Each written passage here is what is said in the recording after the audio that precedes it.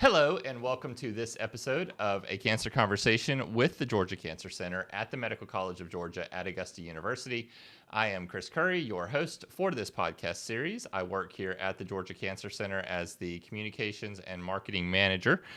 Today, in this episode, we have a wonderful guest who is going to talk to us about work that he does in a cancer research lab. His name is Dr. Bal Lokeshwar. He is a professor of medicine, surgery, biochemistry, and molecular biology, as well as a Dr. Harold Harrison Distinguished Professor at the Medical College of Georgia, or MCG, as we call it. He is also a member of the Cancer Center's Molecular Oncology and Biomarkers Research Program, and also a former director of one of our graduate programs here at the Cancer Center. Dr. Lokeshwar, thank you for joining us for today's episode. Good morning, Kai. Good morning, everyone.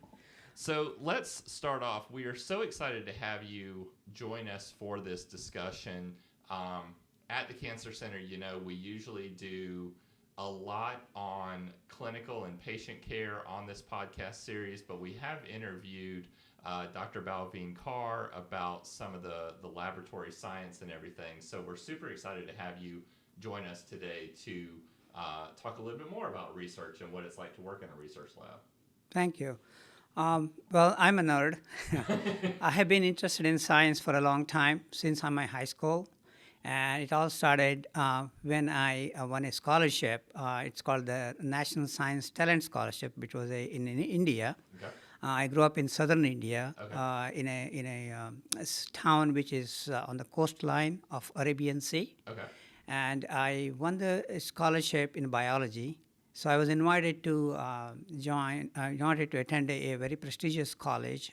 It's called the Birla Institute of Technology and Science, or BITS, Pilani. Okay. And so I completed my both BS and master's degree there. Okay. And then I did my PhD. Started off in Indian Institute of Science, Bangalore. Okay. And then I went to a place in Mumbai. It's called the Tata Institute of Fundamental Research, or TIFR. Okay. And following after my PhD, I came to United States, and I worked as a postdoctoral fellow at the Washington University in St. Louis. From there, I got a job in the University of Miami. Oh, wow. And when I was going to University of Miami, my subject was, as a postdoctoral fellow, my subject was on immunology. Immunology. Okay. And one day I was watching TV, and I saw that I was planning, what I need to do next. Mm-hmm. So I saw that then President Ronald Reagan was diagnosed with prostate cancer. Okay. Even the reporter himself could not consider it was a prostate cancer or prostrate cancer. Okay. And turned out that there was very little was known about it. And I said, well, cancer is my area. Okay. And just a little background on that, my grandfather died of cancer. Okay. He had a head and neck cancer, and my grandmother died of ovarian cancer, and my mother died of ovarian cancer recently. Oh, wow. So cancer runs in my family for whatever the reasons, and that was one of the motivations to study cancer, because I was always interested in doing something which could be useful for medicine, for treating people. Why was that something that interested you? Because I wanted to see my product of my work get translated into something which can go into clinic and help people. Mm-hmm. It was genuine feeling, because in my house I grew up poor, and we had not good medical attention. Mm-hmm. And many of them could have been prevented. My grandmother was suffering from thing for a long time, and we did not know why she's suffering so much. And all those things actually culminated into doing something useful. So I thought immunology is a good one, because from there you can generate vaccines, and you can cure a lot of infectious disease. Yeah. But then somehow my interest was triggered in cancer, especially prostate cancer, because I knew that there were a lot of unknowns about prostate cancer. So I went to University of Miami, and surprisingly, the job was offered in the Department of Urology. Oh, wow. Okay. Yeah. So they are using a new technique. That time it's called the flow cytometry, and I had this huge machine which spans an entire room, and I was supposed to operate on it and separate cancer cells from normal cells. Okay. So that was very exciting for me. And one of my the mentor, my mentor who hired me, and he said, he used to call me Bal. Bal, the cancer has been around for a long time, and are you sure you want to get into this area? I said, yeah, definitely. It's really exciting field. Want to do that. Yeah. And that was history. This was close to 40 years ago in 1990. Okay. And I said, wait a minute, I'm still working on prostate cancer. So that's how I'm interested in cancer. I'm also interested in finding therapeutics. So my area you can consider sub-area of cancer is experimental therapeutics. Okay. And what are experimental therapeutics? That's How would you right. explain that? So that is, fits with the adage, today's research is tomorrow's medicine. Yes. So experimental, we design a drug, or we find a drug which affects a particular part of the cancer cells. Okay. And there is very little difference between cancer versus normal cells, although one kills and others nourishes. Yeah. So we need to find the needle in the haystack and chase after the needle and see what the needle is doing there in the haystack. And that's why we think that experimental therapeutics is one of the prime areas where there is still a lot of scope for improvement. Okay. What does it mean for you? So you work on prostate cancer, and I know that a lot of the different researchers in the Cancer Center's research building, the M. Burt Story Research Building, they focus on a number of different cancers. So you chose prostate cancer. What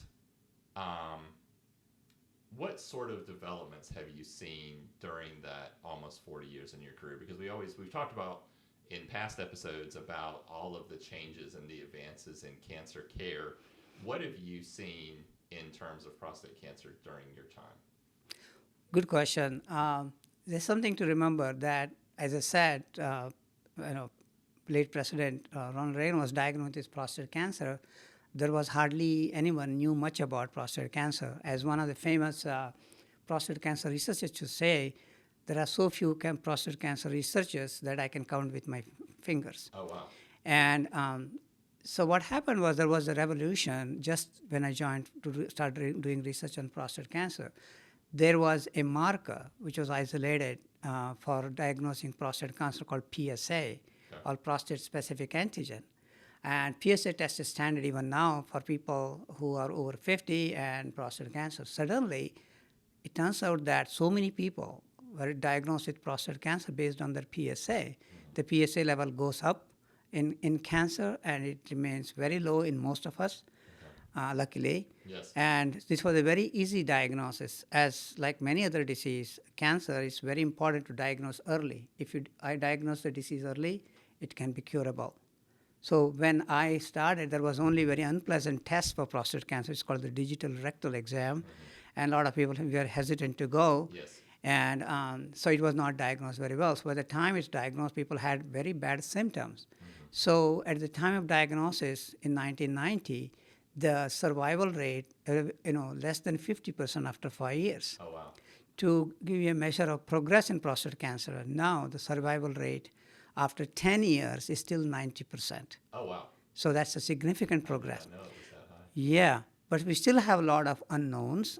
One of them is why prostate cancer cannot, why people get prostate cancer. One of them is hereditary.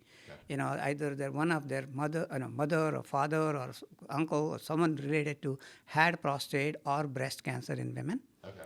And that could be one of the causes of that. And other than that, that only accounts for like 10% of all the prostate cancer diagnosed. The whole other 90%, we still do not know why. Okay. And it is for a lot of speculation. Some people think it is what you eat. It's all based on the diet. Okay. For example, it was fashionable to say those days that if you want to survive prostate cancer, eat Japanese food. Okay. Because Japan had the lowest, among the developed countries, had the lowest incidence of prostate cancer and lowest incidence of death. So and in Oriental in general. Okay. This was in the 1990s and so forth. And Japanese men who moved to Hawaii and started adopting Western diet, which is called American diet or Western diet, they had their, in one generation, their level of diagnosing with prostate cancer was the same as Americans. Oh, wow. So it has something to do with the diet. Yeah. And the second thing was the American diet, surprisingly, may not be the major one. Some of the micronutrients like vitamins and minerals are very low in American diet. So I worked on it with one of my epidemiologist colleagues on prostate cancer and vitamin D. So that was another reason, the American man, especially the Detroit, African American man of the Detroit, had the lowest level of vitamin C and the vitamin D, which comes from sunlight, and the highest incidence of prostate cancer.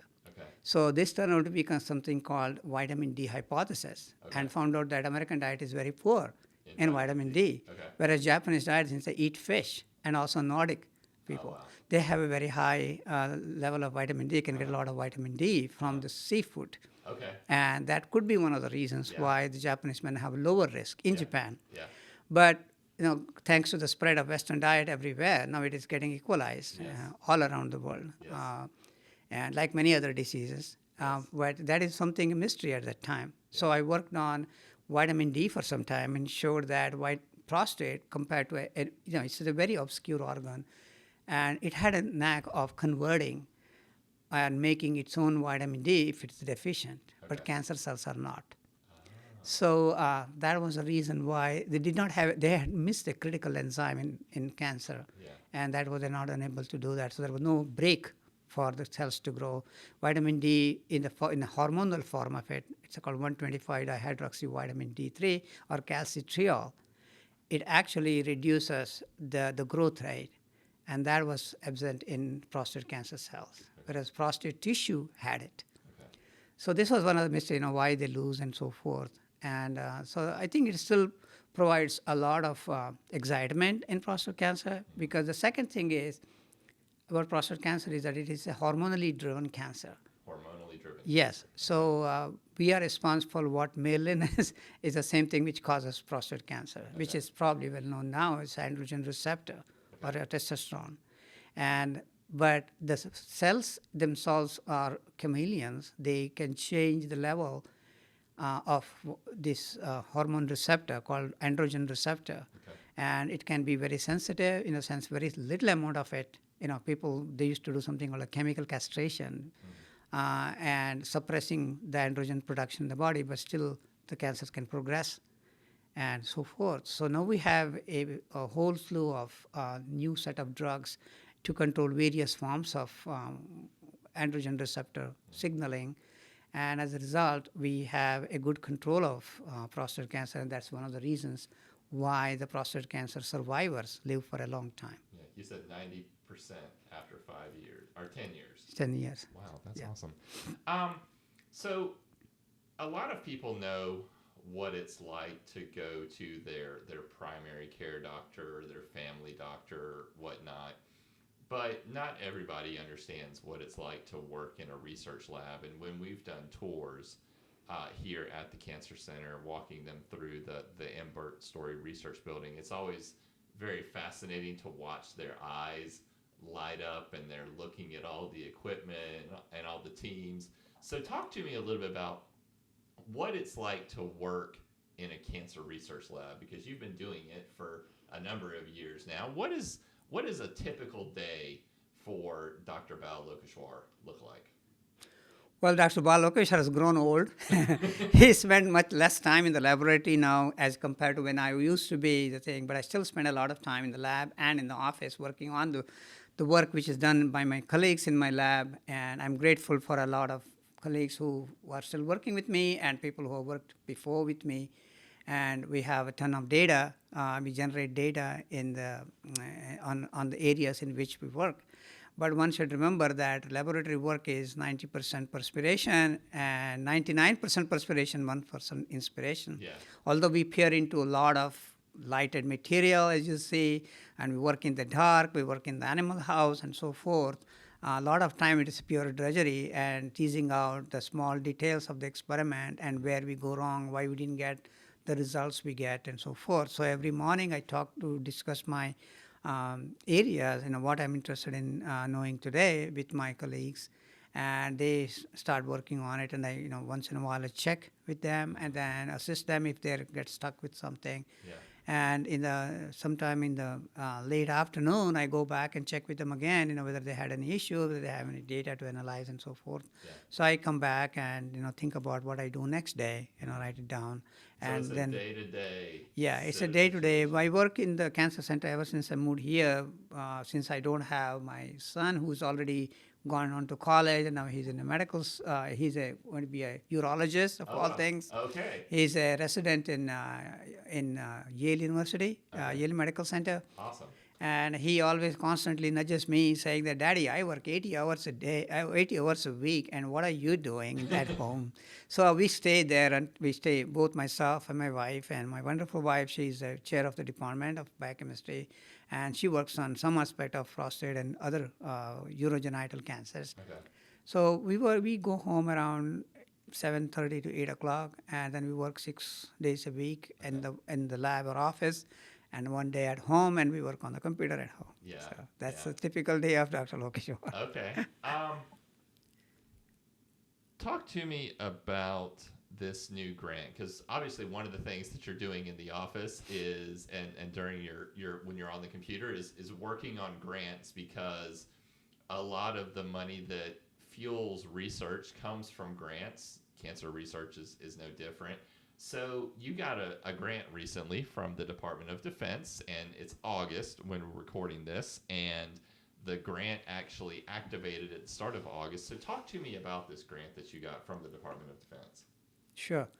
Remember I said that the science or doing experiment or a cancer research is 99% perspiration? Yes, and 1% So out of it, inspiration. 1% inspiration. So the grant writing for me is 90% work. Because it's a highly competitive field, and everybody has wonderful ideas, and they have hardworking people. And so it's a very competitive field. But one thing exciting about prostate cancer, I told you in the beginning, is that we still do not know what causes it. But prostate always is full of surprises. Yes. Among all these things, prostate is very rich in minerals. And it's got a lot of zinc Okay. and a toxic metal called cadmium. Cadmium. Okay. And it was shown in the late 80s that prostate has a high depot of cadmium, and what is it doing there? Could it be one of the reasons why prostate cancer happens? Okay. Why the cells turn into be a cancerous cells? Because of the high levels of cadmium. Right, but in experimental systems, such as in mouse or in the cell line, in a petri dish or in a culture wells, you could show that continuous exposure to low dose of cadmium can transform the cells from normal cells to cancerous cells. Okay. But we still do not know the mechanism. Okay. So the grant I have now is, I have been trying to get this funding for a long time, long time meaning nearly a decade. Oh, wow. And it took that long to convince some people, saying that it's a project worth going. Yeah. So heart of most cancers is something called a process called inflammation. Okay. And inflammation is chronic. It's always there. It's not acute inflammation. You take aspirin, it goes down. Yeah. So it is continuously. It can occur by many, many reasons. One of the reasons could be that the cells produce something called free radicals as a result of diet is one of the aspects. What we breathe, what we eat, and so forth, or what we consume, or what gets into our body, like cadmium, which is present in drinking water. People who smoke, they get a lot of cadmium in their smoke. A single cigarette has about a microgram of cadmium. Okay. So if you imagine, smoking 20 cigarettes a day, Yes. and prostate is not the only one. Prostate has a large depot of cadmium, but cadmium causes lung cancer, liver cancer, kidney failure, and so forth. Okay. Yes. So it's a very toxic metal. Yes. And considering all the conflicts in the world and so forth, the military is interested to know how the toxic metal exposure can harm the military personnel. Okay. So this grant is from the Department of Army, and they have the toxic exposure to metal a program. Okay. So they wanted to how to remedy that. So I'm one of the lucky recipients of this funding. Yeah. So in this grant, what I plan to do is I put forward a hypothesis that one of the initiators of chronic inflammation, called a cytokine, it's also called interleukin 8, is maybe responsible for progression of this carcinogenesis, or the process of how to transform normal cells into cancer cells In the prostate. in the prostate. Okay. So I'm testing that, and also I found that some of the inhibitors or these small compounds which actually inhibit the inflammation could could remedy the carcinogenesis process. Okay. So I'm going to test that hypothesis in both in cells and in animal models. Okay. What does it mean for you when, because you talk about the 99% perspiration and the 1% inspiration, but what does it mean? What is that feeling that you get when something you've been working all day, all week, all month, all year, when you get the information that you need, when you get the results that you're expecting, what is that feeling like for you and your team? It's really fascinating. It can't be translated into words that quickly, but it's like, solving a very difficult crossword puzzle, for example. Some people go all gaga over it, hey, I can't solve it. Yeah. Or it's like a mystery novel. We're trying to do this. We think, as some great scientist said, nature, it does not answer your thing. You have to ask. Nature doesn't talk back to you. Yeah. You ask a probe certain way that you have to interpret what the nature is trying to say. Yeah. And that you should be interested in, you should be dogged about it, try to find out why it is so. Yeah. And that is the inspiration we get. So every night when we go home, the way itself, my wife, for example, she's even more enthusiastic than me. She can't contain her enthusiasm what she found in the lab. Yeah. And she has to say that. And I will share. And then I try to counter argument saying, how can it be not? So she gets very upset, saying that you never get excited what I tell you.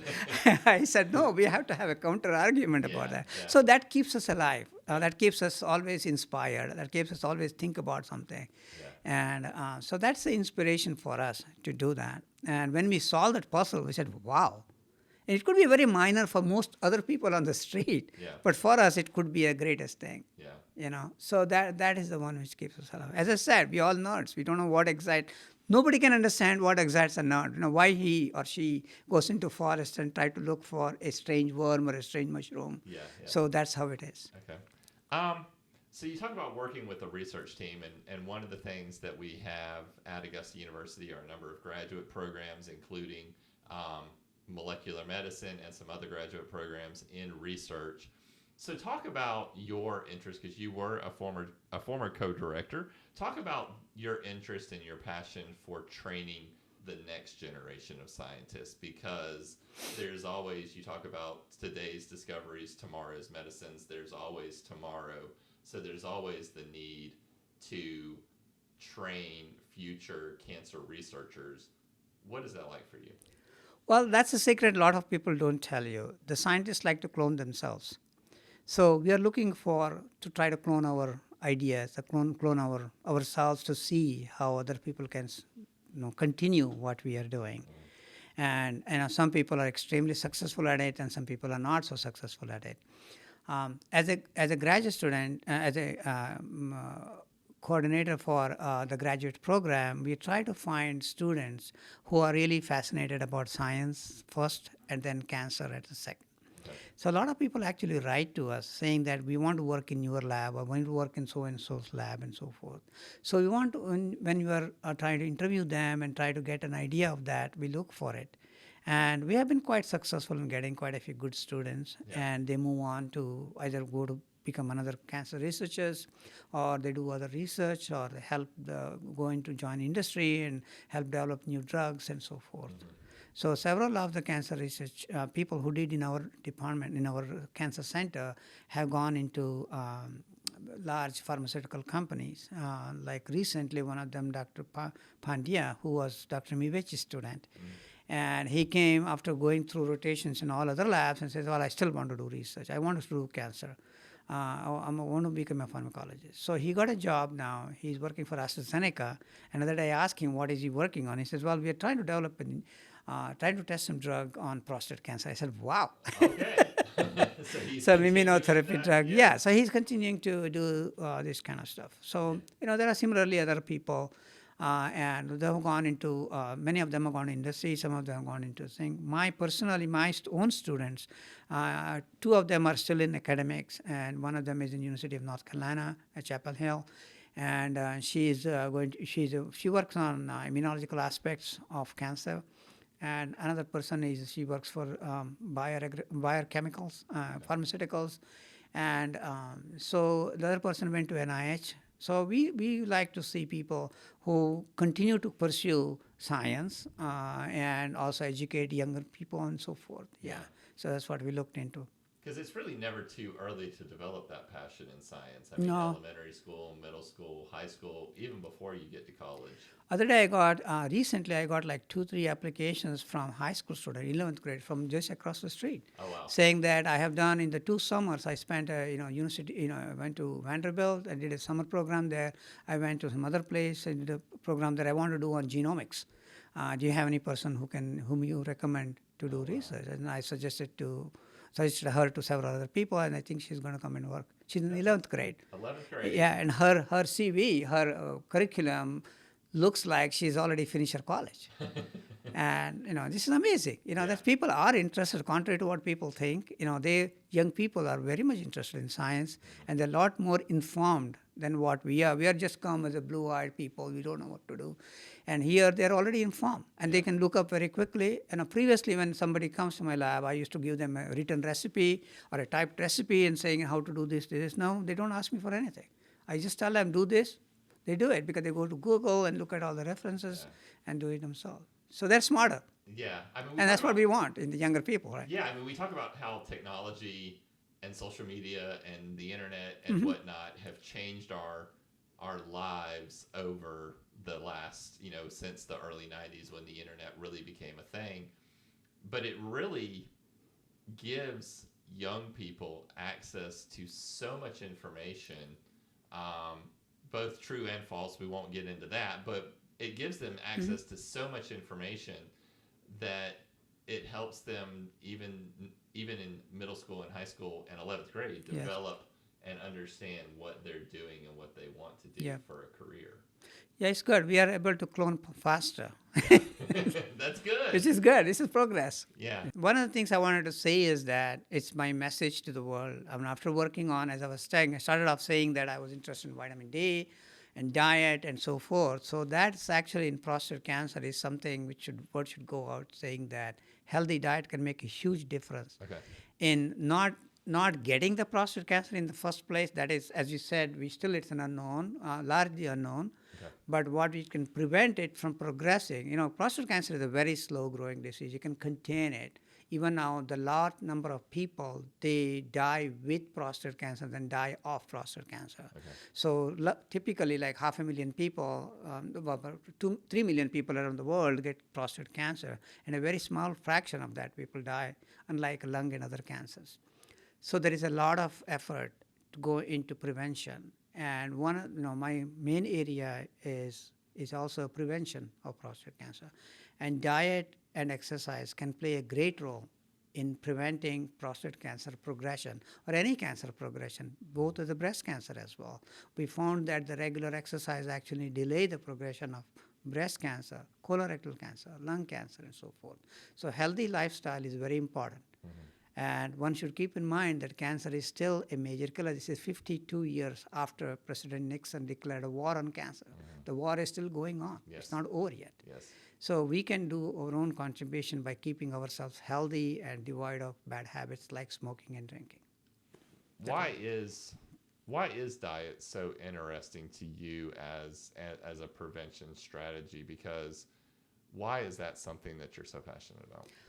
Well, this is diet is very abundant, and we can change, and we have so much variety in things. And we cannot do certain things, if people say, people, instead of diet, let's say, you need to walk 10 miles a day to be healthy. Nobody's going to do that. And on the other hand, diet, you don't eat red meat every day for a whole week. Eat 2 days a week. And other days you eat something more healthy. Or less calories. and walk 30 minutes a day instead of saying 10 miles a run. So something which is preventable, something easy to achieve, easy to modify our habit and so forth. Yeah, and there So are so that's- many options at the That's grocery right. So stores or- it's a discovery, right? Every day you try to eat something new and see how you go along. Maybe Yeah. you like something completely different than what you have been eating now, Yeah. or what you've been fed from your parents and so forth. Yeah. So, Yeah. so that's why I'm passionate. I like food, let's put Yeah. it this way. Yeah. So are you a bit of a foodie, or do you just like trying? I like to try different things. Okay. I'm a vegetarian since birth, Okay. and my family is the same thing. Okay. And I don't see any deficiency of finding right food, or I keep myself healthy. Let's Good. put it this way. That's awesome. Yeah. Thank you for your time today, and thank you for joining us, coming on this podcast to talk to those watching or listening. We appreciate speaking with you today. Thank you, Chris. Absolutely. Thank you so much. Yeah. And remember to subscribe to A Cancer Conversation on the Georgia Cancer Center's YouTube channel or on Spotify. If you want to watch us, if you're an audio listener, you can listen to the audio version on Spotify, Apple Podcast, Google Podcast, and Amazon Music. A Cancer Conversation is produced by the Georgia Cancer Center at the Medical College of Georgia at Augusta University. It is produced by Lindsay Morris. Thank you for spending part of your day with us, and we will see you on the next episode.